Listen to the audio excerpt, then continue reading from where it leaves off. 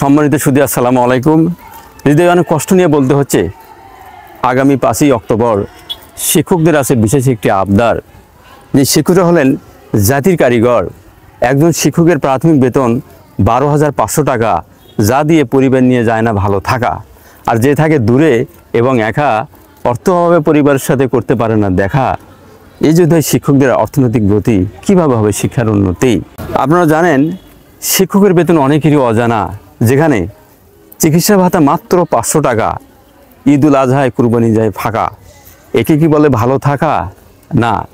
যেহেতু আমরা সুশিক্ষিত জাতি, তাই শিক্ষকের জীবন যদি হয় মাটি, কীভাবে এই দেশের ছেলেরা হবে খাঁটি? তাই আর নয় দেরি, 5 তারিখে একযোগে ঘোষণা করি মাধ্যমিক শিক্ষা জাতীয়করণ।